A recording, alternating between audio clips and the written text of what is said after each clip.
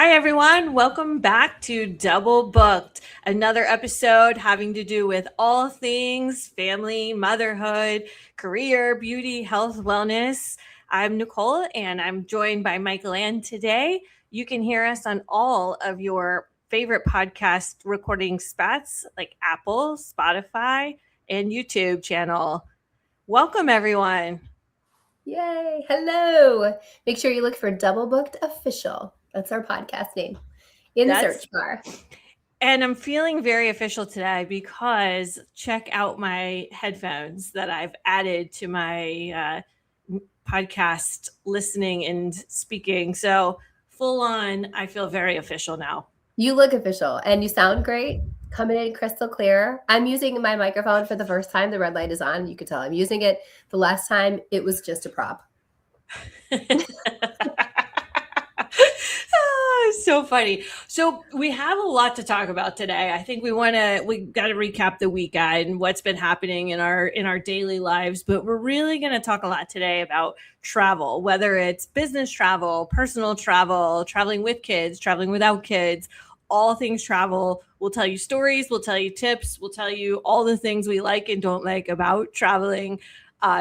And I think it should be fun because we have a lot of travel stories together, and then of course, have a ton as individuals in our families. So tell me what happened with your weekend.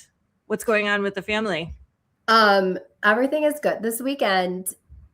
So I just want to be completely transparent. Being new to kind of the podcast world and putting ourselves out there, things like that. So this weekend, I really, really wanted to do a spend the day with me, spend the weekend with me real situation, because I am often like just completely impressed by the number of like just the total shit that we get done in a condensed period of time.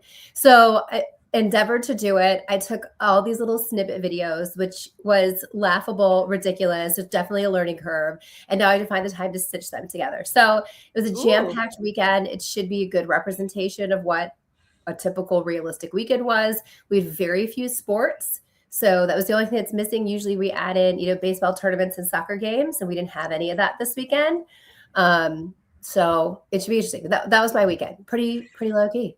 I will tell you. So when you mentioned you were going to put these little snippets together of your weekend, I was like, oh, I could do something similar. And then I started sitting there, and I'm sitting with yesterday afternoon. I was sitting at the pool trying to relax.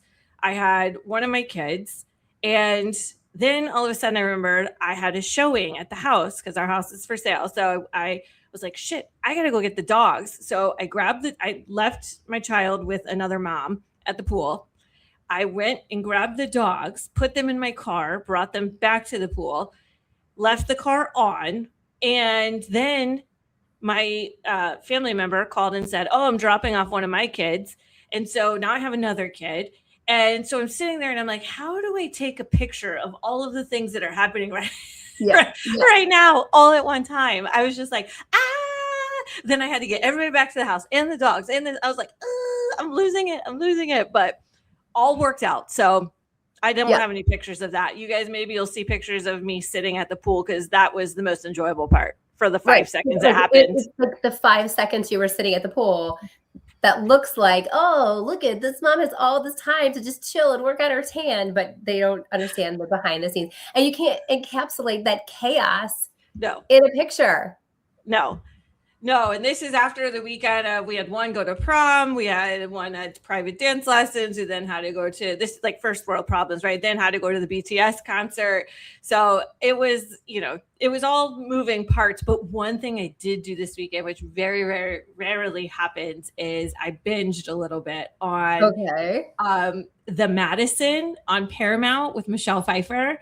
Okay. It makes me want to be a real life cowgirl and just live in Montana and all the things. Okay. Which I got to be honest, knowing you the way I do probably didn't take a lot of persuasion.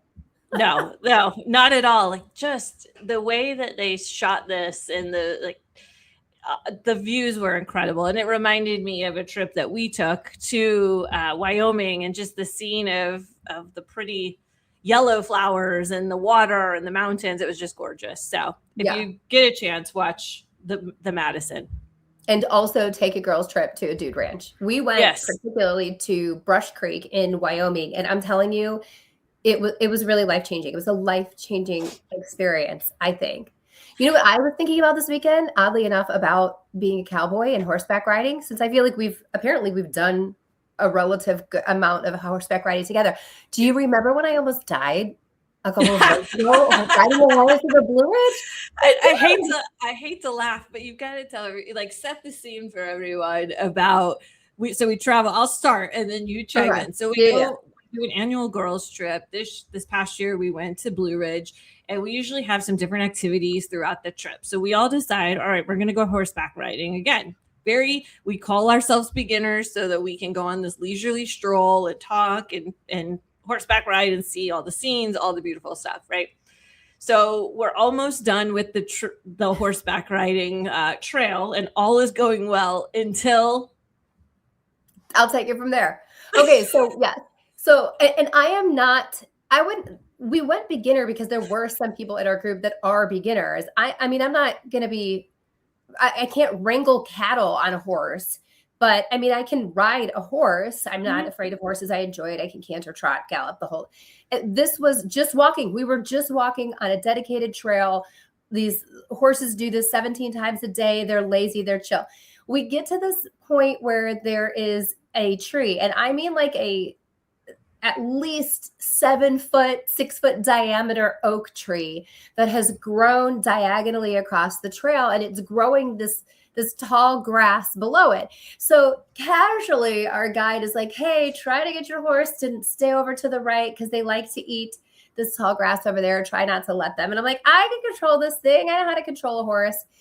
This horse was like, nope, we're going to go over this way, and just kept going in such a way that before I could blink had me pinned crossways over with this, so the tree's going this way and the horse is going this way and my body here, and it is pinned up against here. And yes, I know I'm supposed to pull back on the reins and however, it happened so quickly and it was just pressing almost decapitation style, that I had to take both hands and physically push the tree off of my throat or die. And I dropped the reins, and the horse just kind of kept walking. And I was so nicely in the saddle and tucked in and everything that, like, I don't even think I would have fallen off backwards. Like, I wasn't, loose, like I'm a fall. I don't know what was going to happen, but all like the rest of us look at it in shock, like what is happening? And the guide did nothing. She literally sat there. It's like, are you okay? And we're like, no, she's obviously not okay. What do we do? What do we do? Like, I wanted her to jump off or like go, I think, trot back, and she or say words like reverse or whatever this horse is particular. So yes, it was a little bit scary. Adrenaline was rushing a little bit. The result is I ended up pushing him while squeezing far enough that he got the message to back up a few steps. And then I, matrixed myself around the tree. You definitely showed some serious flexibility that day. That was impressive. Thank you. Oh, so today's episode is all about travel. And I want to set the scene about why we are the experts to talk about this. Nicole and I travel a lot for work. If not every week, every couple of weeks. I try not to be gone more than 6 or 7 nights a month. Sometimes I do a good job of that. Sometimes I do a less good job at that. But Nicole, do you have any rules about how you try to stage your travel? Yeah, I'm about similar. So I try, if I'm going to do it, just 1 night a week. And I say that because I'll take an early morning flight and then I'll stay the night and then take the late flight out the next night. Even though I won't be home for bedtime or what have you, it's one less night that I have to be in a hotel, and I can be up the next morning for getting everybody out the door for school. So I really try. Now we have a few big conferences and such coming up. So, next week I'm gone 2 nights. And then after that, I think I'm only gone for 2 nights for Vegas this year. So I really, really try not to be gone more than probably the 1 to 2 nights. Yeah. But just sometimes I can't around it. If I can take, the 5 or 6 a.m. flight, which I hate to do, but if I can take that, fly to a location, have my meetings, and then take the late night flight back home even that same day, I do try to do that. Now, in your home, in your domicile, when you're keeping score, this is a debate we have often with my husband. If you're keeping score, what counts? Like, how do you count it if it counts as a night away? Like, if you are going to yell at Mike or he's going to yell at you and be like, Nicole, you've been gone 6 nights this month already. Like, what is the cutoff? What counts as being gone? That's a good question. It doesn't really, it happens more on the flip side. I'll be like, oh man, you've been at golf X amount of times. I need Oh, this. I don't very, very rarely get it for the travel piece because it's not, again, I try to be home and present as much as possible. So when I am home, I will take on some additional responsibilities sort of to make up for it. So I think maybe that's where my flip, and I know you take on a lot of responsibilities, but I think I specifically say to him, like, you get one night at golf, I'm doing one night at travel, even though it's for work. So there may be some of that going on. Why? Are you guys we debate competing this on this? all the time because I guess because he also travels for work. Yeah. And so sometimes we have to negotiate like whose trip Who's can be flexed and when are we going to have to, we never like to have either any of the grandparents have to spend the night and get them to school the next day. Like they have to be at school so early. All the grandparents are retired. So that early morning chaos, they're out of practice. So if we can, we try to. So we often debate. I think you count it if you weren't there for bedtime. If you were not there for bedtime, you were Yep. gone for the night. You didn't do dinner. You didn't do sports pickup and drop offs. You didn't do bedtime. You were gone. I don't care if you get home at 11 o'clock at night. It counts I as a think night. that's fair. I do think that's fair. Because you're right. Those are the heat of the responsibility, dinner, pickup, all Yeah. the sporting. I think that's Yeah. fair.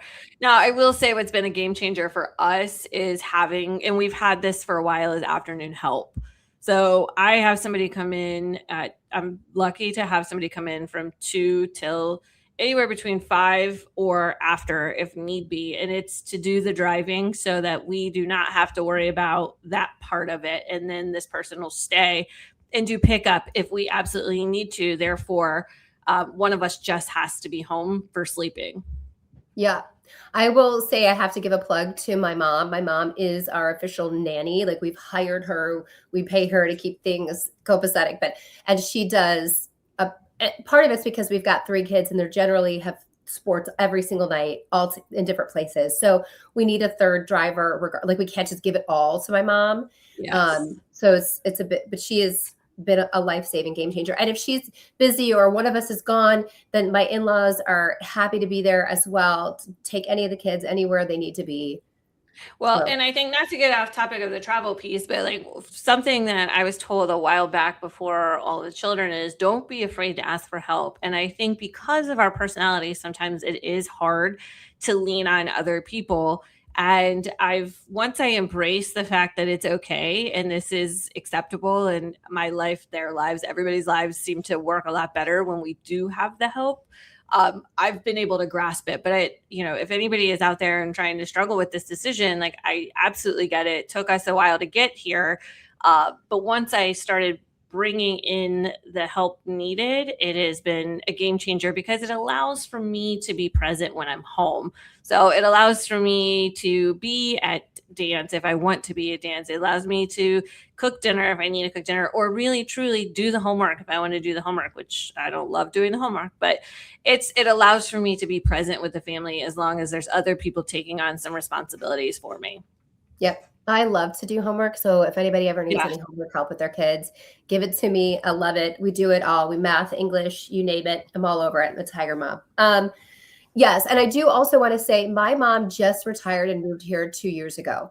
My Mhm. kids range in age from 13 to 8. So we didn't have my mom here for, 10 years of parenthood. So I do understand if your family doesn't live close.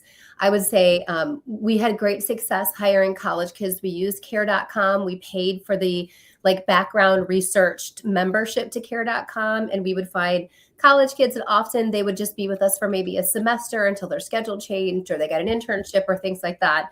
But that did work out. It was reasonably affordable. And And just that's what having we it. have.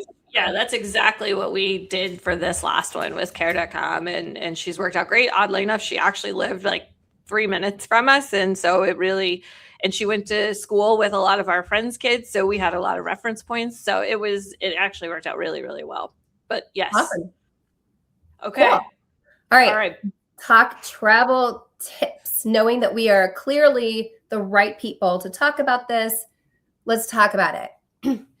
Okay. Well, I have a few questions before I give any tips. Okay. Is it acceptable when you are on leisure travel to wear slippers or pajamas? It is not. It is not. And you know where I stand on this. No, it's not. I'm sorry. I believe that the world is going to treat you in the way that you present yourself. Okay. Go the extra step. All these two-piece athleisure sets are so comfortable. They feel like pajamas. They look a little bit classier. You know, tennies, lifestyle sneakers are all the rage. I can accept that. It doesn't cost much time, money, or comfort-wise. Come on, people. I think I'm going to end up doing a post with all the slippers I see in the airport tomorrow. So stay tuned because every time I take a 6 a.m. flight, I'm shocked by the adults. I mean, kids is a whole other thing. Like I get it. Like, right. Young kids, it's early for them. Your life. Yeah, I that is fine. I can get that. But adults in slippers and pajamas, I really have no clue. What about the people that are in pajamas and slippers and they are also then bringing pillows and blankets, like full-size blankets? I think this is a theme that we need to talk about when we get to the do's and don'ts of flying.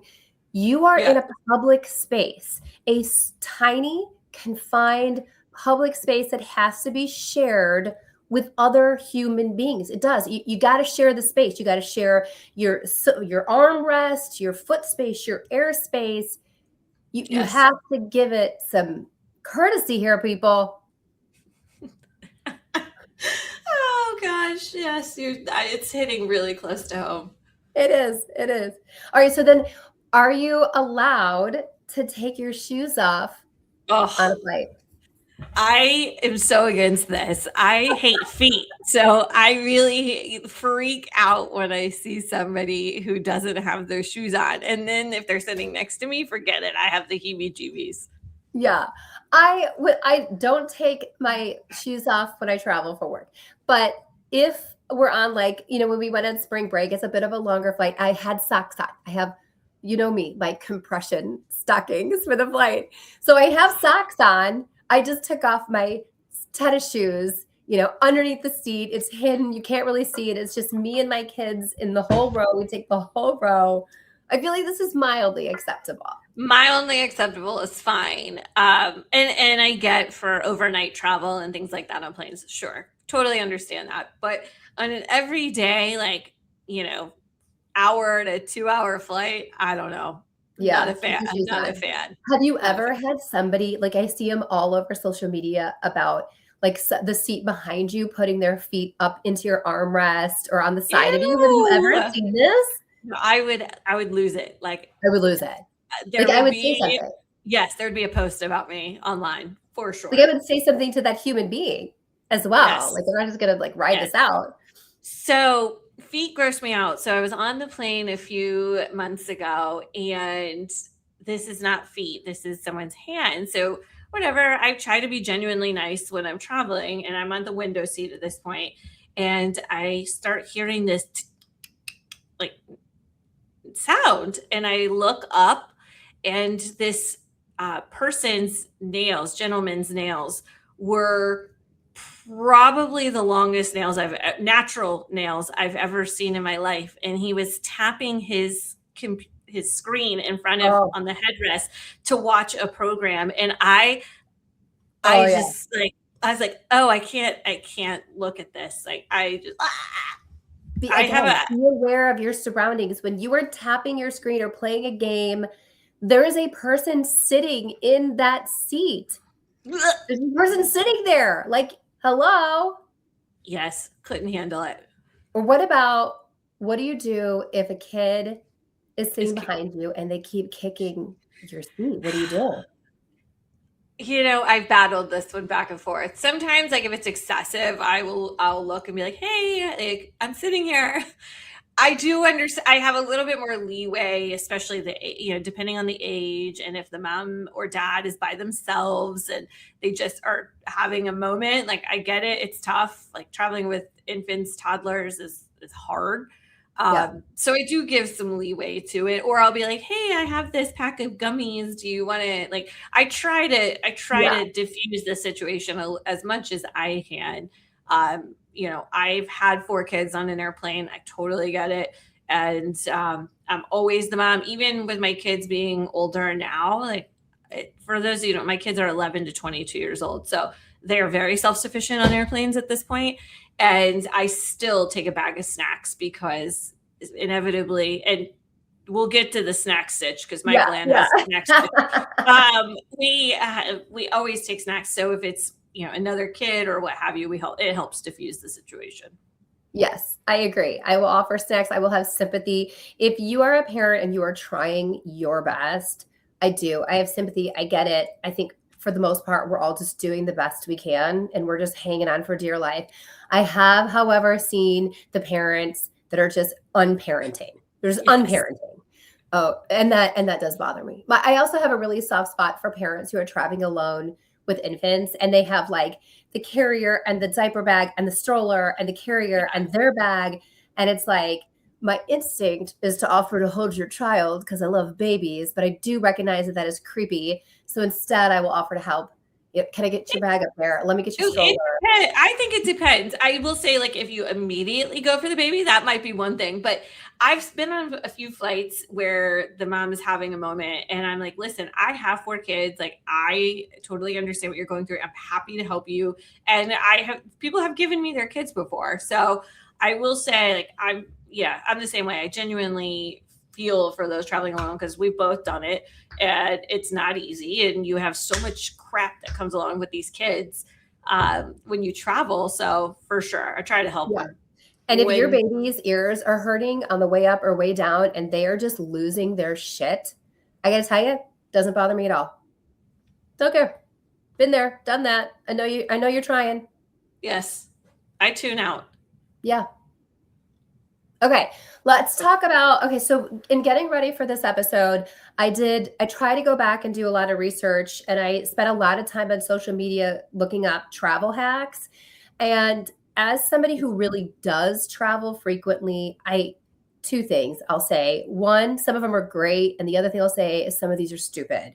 I can't wait because I want to know what a travel hack consists of because I feel like I've become such a minimalist when traveling. Like, in Yeah. my daily life, I'm not a minimalist at all. But when I travel, like, I probably only pack the exact amount of outfits, underwear, socks, and that used to not be the case. And I've gotten into a situation where I luckily had some friends around me because I pulled out a shirt and it had a hole in the sleeve, and it's like, oh shit, I have only packed what I had and I didn't know the outfit had a hole in the sleeve. So tell me what the hacks are. Okay, so first, there's a lot of hacks out there about pill containers, how to carry your supplements or your vitamins.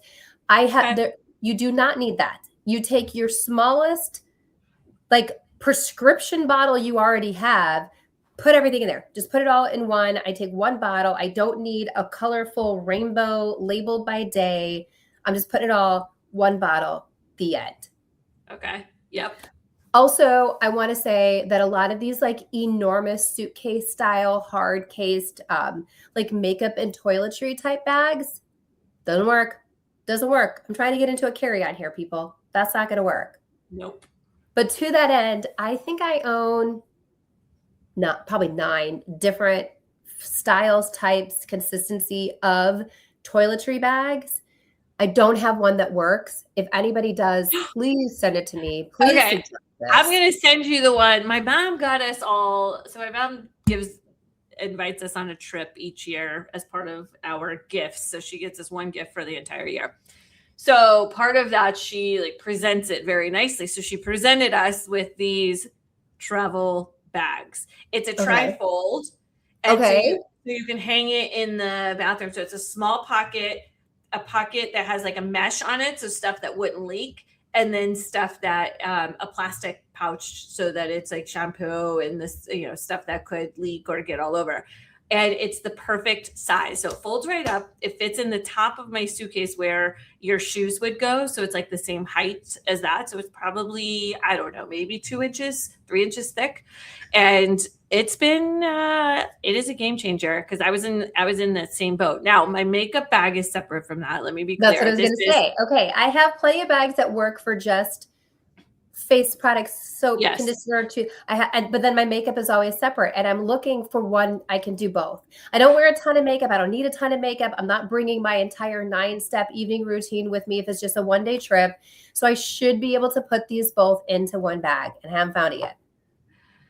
I feel like you could with this one. Although I will tell you, I don't separate out. I just take my makeup consists of literally just my makeup. Like it's not any, like you're saying, none of my face wash or anything like that. So Yeah.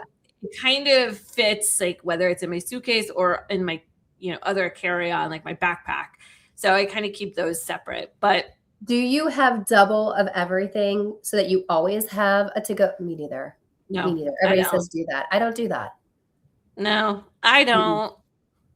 I never don't even have. think I'm obsessed with my hair line that I'm using right now, shampoo, conditioner, styling cream. I don't even know if they make travel size. It's Interesting. Virtue, the Jennifer Garner, I think, sponsors them or reps them or is part of that. Okay. Obsessed. But I don't even think they make travel size. Maybe they do. I'm not sure, but no, I don't have doubles. No. Oh, the only thing I have double of is deodorant. I have a lot of different deodorants. Yeah. I'm not sure any of them work, as we talked about in the last episode, because they're all aluminum free, but I do have a lot. Okay, so you get to the airport. How early do you get there? I am not a wild and crazy, just running through security to the gate. I like to be there a little early. I like to buy a physical newspaper when I get there, which I know I'm 100 years old. I like it. I like to read the physical newspaper. So my goal is usually to get there 1 hour before boarding. So arrive at the airport in the parking garage 1 hour before boarding. Okay, so about an hour and a half before takeoff is when you're pulling it. That's about where I'm at. I will say I'm a creature of habit. I park in the almost same spot every single time. Same floor, same elevator, no matter what airline I'm on. So I'm a creature of habit. So you get to the airport an hour and a half, you go in, a funny story. I do the same thing. I'm the same spot, but I went week before last. I went up and my floor was full. So I had to go up a floor. No. No. Did I go down a floor? Upward. It was a different floor, but the same spot. And I usually, like, if I'm not in the same floor, then I'll take a picture of it just so I remember. But this was just a 2-day trip. I'm like, you're not an idiot. It's a 2-day trip. You're going to remember where you parked. I did not. I literally had to be that person spending 20 minutes. I went in and out of the elevator 3 times. I'm hitting the panic button on my card to figure out where it was. And I was on the wrong floor. I hit the panic and I'm close enough that it starts going off, but I'm on the wrong floor. So I'm like hanging over the side of the open part of the thing, trying to see if it's upstairs or downstairs. Stop it. It is. I totally understand. I feel you. It gives you a panic attack. How did we forget? It's been 2 days. Oh my gosh. Well, it reminds me of the time where I parked because I am such a creature of habit and so used to going and the repetitive nature of it. I left my suitcase in the car and flew to a whole nother city without my suitcase. So there you go. You did tell us that. It happens. All right. So you get on the plane. How great do you feel if the middle seat or row are open? Like, oh my God. Euphoria, this happened to me on the same flight. And this woman, she was in the window. I was in the aisle. I'm an aisle girl. I like my aisle. I don't know why. I feel claustrophobic in the window. But we were there. And I think this was the only seat available on the entire plane. And they were like, something was happening with the paperwork where they weren't closing the door. And I was like, we're waiting for the person who's going to be sitting here. I mean, that's just for sure. They're not closing the door till this person gets here. And they didn't. It was like, I mean, we could have cheered. We were so excited. Yes. And I'm a window girl, but I am claustrophobic. So I have to have control of the window so I can see out. Oh. So we're a little bit opposite in that regard. Yeah. Yeah. Jason's a window guy. And so whenever I book our flights, I book him like us in the aisles opposite each other. Like, so we both have aisles because I forget that he's a window guy. He's like, why am I in the aisle? Oh, Right. look. So then do you book exit rows? Like, how do you feel about the exit row? Do you feel like you have a lot of pressure on you, or is it great because there's a little bit more room? No, definitely more room. Definitely more room for sure. I feel no pressure at all. I will save you guys. I can open the door and chuck it out and activate the slide. I'm here. I'm your person. I'm not concerned about that at all. I will do that. Or if the exit row is booked or costs a lot of money, on Frontier or Spirit or whatever, one of my favorite seats is to sit this row behind the exit row because usually the exit row seats don't recline. And I am anti recliners. I think we should remove the recline function, period. Remove it. I agree on domestic flights. Like, absolutely agree on all domestic. And it irritates the daylights out of me when someone sits down and does it almost automatically. I'm like, oh, this is terrible. Chill. Like, again, we're back to personal space. Like, when you recline your head, your scalp is now in my beverage.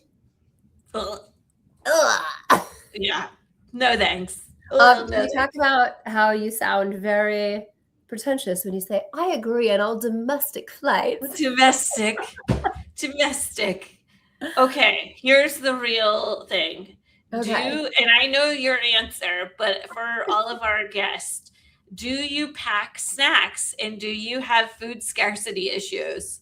Yes, I do. I am always afraid. I don't know what I'm afraid of. I don't know what I'm afraid of. Like that we're gonna get stuck on the tarmac for 8 hours. I don't know. I'm a hungry girl. I have to have snacks. There is always protein bars that live in my bag, which I'm going to show you my bag in a little bit. But yes, I have to have snacks. Go-to snack. What are your go-to snacks for the flight? Go-to. This is very common. Cheez-Its, a almond Hershey chocolate bar, Twizzlers are like the three go-to. And I have to have gum. I'm a major gum chewer. I think I'm a nervous flyer, whether I do it all the time or not. I'm just a nervous flyer. So I think that it eases a little bit of tension for me when I'm on the flight. So that's it. Gum, chocolate, Twizzlers, and some Cheez-Its. I love this. I don't know that I knew you were still a nervous flyer. I'm not a nervous flyer. I don't know why.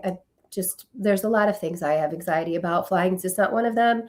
I can't have gluten, as you guys know, so I love the RX bars, but only the sweet ones. Like it has to be blueberry or strawberry. I'm not trying to do savory nuts, or some kind of other high protein bar, and then peanut M&Ms.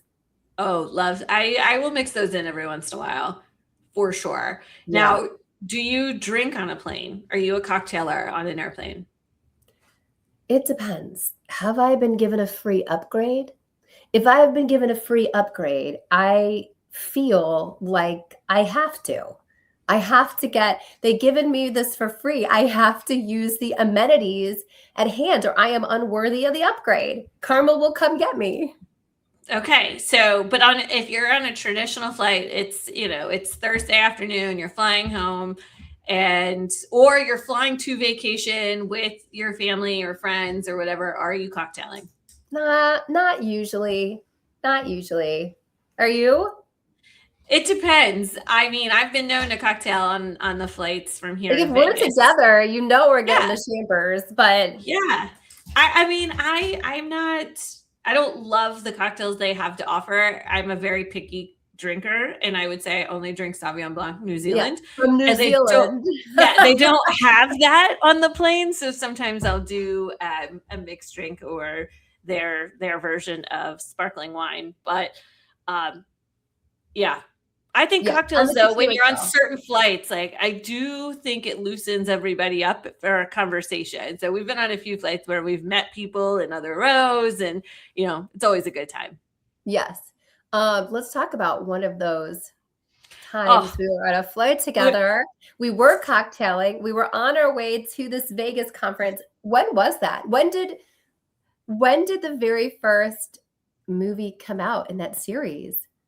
That's a good question. I'll 10 have years? to Google it. I'll 8 have to years? Google it. It's got to be 10 years ago, right? Yeah, it's gotta be. So yeah, so we're flying to Vegas for this conference. We've said in the last episode, it's a huge conference, huge global conference. So we get on the plane, and there's only one direct flight out of our home city to Vegas. There's only one. So we get to the airport, and I mean, we know at least 65% of the flight is, and it's Southwest, and this is back where you get a number and you had to pick your seat, open seating.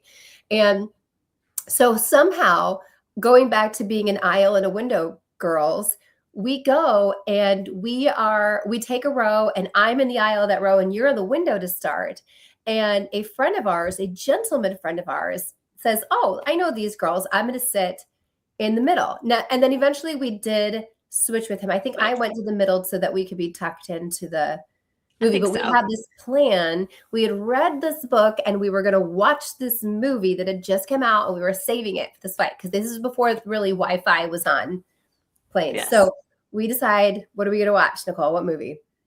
We decided it was a great idea to watch 50 Shades of Grey, which, if anybody has seen the movie or read the book, I mean, there's some very racy scenes in there for an airplane with the two of us, with coworkers and people we do business with on the daily, but didn't stop us. We just kept on watching. And when we would get to a scene, we would hover over the computer and each other so that people wouldn't see what we were seeing. And inevitably, people saw what we were watching, even though we tried to keep it like on the down low. But no, I don't know. I think everybody wishes they were us at that point. I think they wanted to watch that. We are a good time, I would say. All right, so we've talked about pill containers. We've talked about makeup bags. I want to share a travel hack that people are always incredibly surprised at how much I can put into a carry-on. Yeah. They love my packing style. I've been trying to hoard this as a secret for many years, but I will share it with you now. Okay, everybody knows you got to roll instead of fold. Got it. But this will show you the nerd that I am. When I am packing a suitcase, I think it was a science video I probably saw in 5th grade about when I first learned about osmosis and about how water fills all the available space. So that is how you have to think about your packing. So you have to start with the material and weight of every item that you are packing, right? Okay, so you got to put the shoes at the bottom because you got to cover the flat surface. And then you have to take the weight. So whether it's a blouse, a workout shirt, PJs, those can roll and then roll again so that they're really tight and they fit into the tiniest little molecule spots tucked in between, shoelaces or the tongue of the shoe or things like that. And you kind of layer on top like that until you get to the things like blazers and jeans and sweaters that are really hard. Like when you roll a sweater or you roll jeans, they actually don't take up less space than folding. So you roll and tuck everything you can, squeeze it into all the crevices, and then lay your heavier items across the top flat, unrolled. I think you're going to have to share a video reel of this for us, like as a backup to this explanation, because this is fantastic. I have not done it like that. But that's pretty genius. Yeah, I can get a lot of stuff. I'll hit the weight limit before I'm going to hit the full limit of my carry-on. Dang. Yeah. Even for business? Even for business. It's one packing style for all things. Everywhere. Okay. Packing the same way. All right. All right. Are you a hard-sided or a soft-sided? Soft-sided. I am a soft-sided, but my soft-sided broke maybe a year ago, and I couldn't find a good soft-sided I liked better. So I went with a hard-sided, and it's okay. Yeah, I'm going to stay soft-sided, but I'm in your shoes. If anybody has any suitcases that they highly recommend, please shoot them to us. I will tell you, I have Tumis that I've had for 10 years and they keep breaking. So I'm going to be in the market for a new one here real soon. I have heard that Briggs and Riley carry-ons make a fantastic design to them. The way I think you sort of hang and then it collapses into itself to get it to carry-on size. they're pricey. I think the one was like $700, and that's pretty pricey. So I'm going to need a really good excuse or a lot of support to do that, to pull the trigger on it. That's expensive. But if it comes with the warranty and everything else, might make sense. Okay. All right. Talk to me about cords and chargers and tech. I'm the worst. I'm the one that they're like shoved in the bag. There is no I have one thing that organizes my portable charger, and then I try to throw everything in there, but inevitably it's like shoved in. So yeah, I told you, I am not an organized, like, I'm simplistic. So it's just, I'm throwing it in the exact thing that I need. Like, there's no excess in there. So I have the one charger, I've got the one battery thing, I have the one set of headphones, like, that's it. Yeah. All thrown together. I had a Madewell gift certificate, and I bought this cute little monogrammed bag. So cute.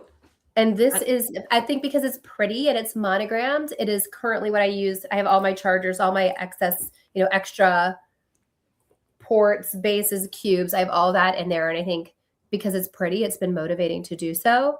Mm-hmm. And then I had this quest, probably about 6 months ago, I started this quest, and I wanted to just share the current results, open to change.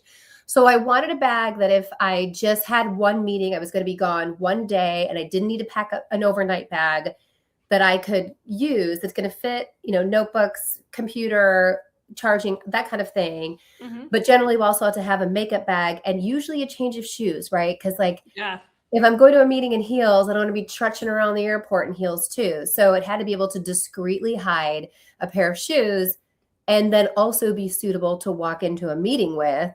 So it had to be able to do all of these things. And I wanted it to be able to go crossbody in case it was a little heavy and I have to walk through the airport with it.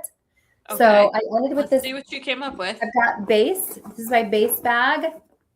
I like that. It's black. It's got all kinds of pockets inside.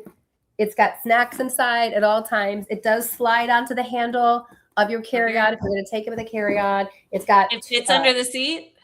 Fits under the seat. Yep. Fits, straight up and down on the seat. Squishes all down. Fits all my snacks. Fits my charging bag. I'm a fan. Yeah, I like that. You'll have to tag that in there because I want to maybe order one of those. That's cute.